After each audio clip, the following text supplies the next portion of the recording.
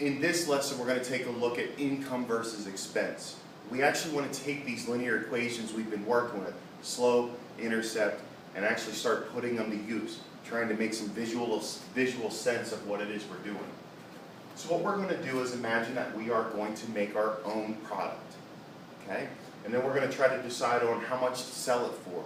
And then we're going to take a look at, okay, how many do we have to sell in order to make profit, to make money? And how you make profit is you make more money than you spend. And everything in between is your extra money, your profit. So let's take a look here. We'll go with expense first. We're going to figure out how much does it cost for us to make this product. Right? Let's do the general thought first. We're going to take our y equals mx plus b. The product we're going to make is a teddy bear.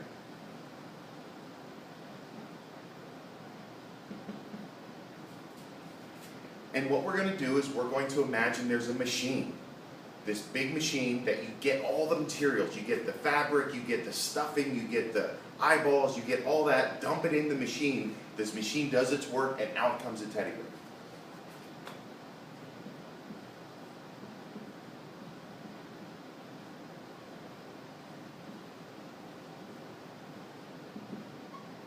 There's us, there's the machine.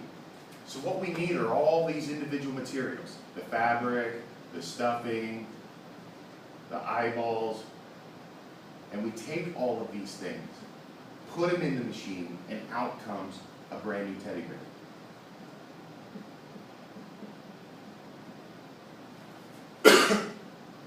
Now what we have to do is look at the linear equation and see how does this picture fit into the linear equation. So let's start taking a look at some different pieces. First of all, the x. This is the variable that is my input variable. And we've seen that when we did our tables when there was an input column and an output column. The x is going to be number of bears or number of items.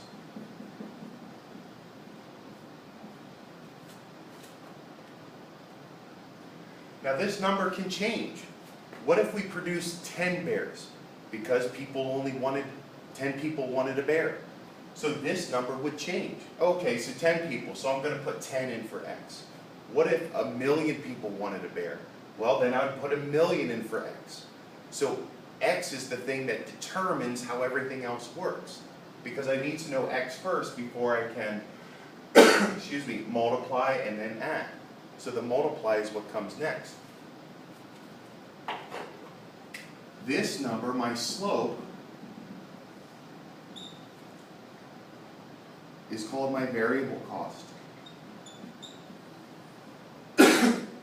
This cost changes depending upon how many bears people want. Now think about my picture.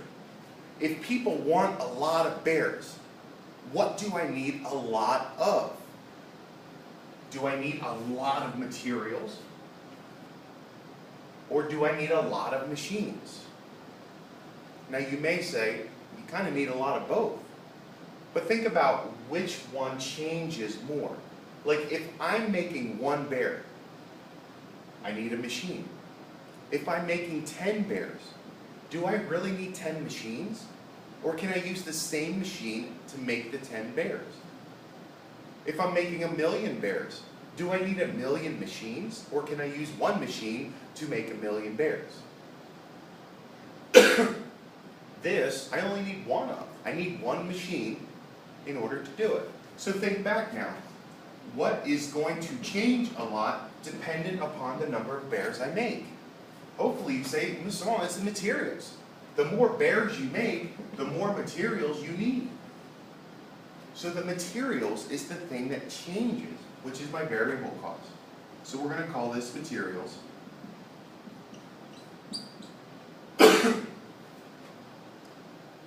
That leaves, the only thing I really haven't figured out yet is the B.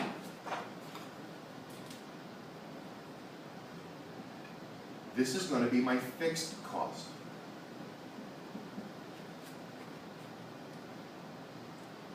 What is fixed? What do I need to buy 1 of? What is a one-time purchase that I buy it and I have it and I can use it? It's the machine.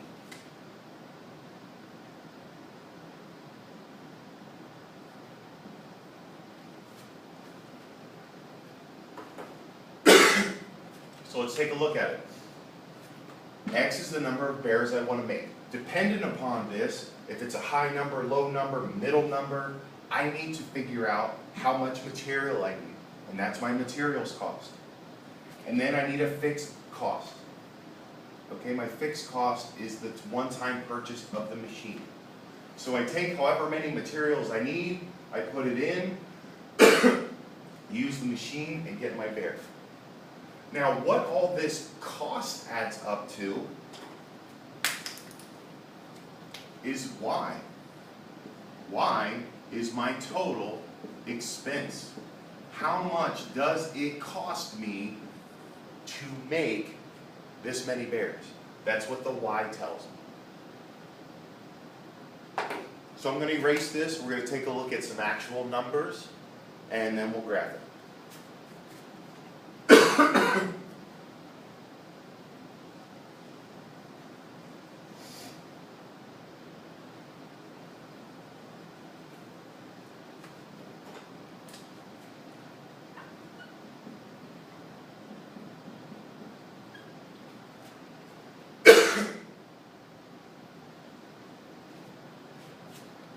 Okay, so here's my general slope-intercept equation, y equals mx plus b.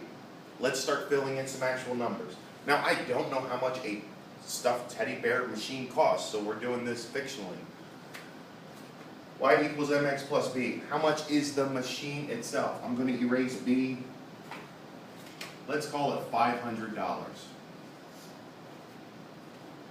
Remember, x is the number of teddy bears, so I'm going to leave that as x because I don't know how many teddy bears I want. M, I'm going to take out. Now what M is the variable cost, the materials. Now what the number is that goes there is how much money does it cost to make one bear? So I have to think about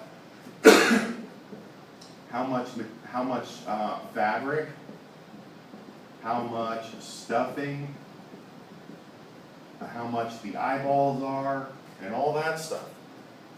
I have no idea how much that costs. We're going to make up a number. So let's say it's $2. For every one bear, it costs me $2 to make it. Excuse me. The fabric, the stuffing, all is worth $2. Now, why is this the cost of one bear? Well, because if I would put a 1 here, 1 times 2, it would be $2 per bear. If it was, so that'd be $2 for one bear. 2 bears would be $4. 3 bears would be $6. Well, this looks very familiar. This looks like the table we used to work with an X and a Y. All right? Excuse me. What's different is not only do you have the cost of the materials of one bear, you have to include the startup cost, how much it costs for you to have the machine to even make this. So when I would figure this out, one bear is not just costing me $2, I still have to recover from the $500 I spent earlier. So that's 2 plus 500 is actually 502. 2 bears times 2 is 4 plus 500 is 504. This is the cost that it actually costs me. Excuse me. 3 times 2 is 6 plus 5, 506. So that's how all this ties together. All right, we'll get to the graphing in a little bit. Let me go over income, and then we'll see how the two graphs fit together.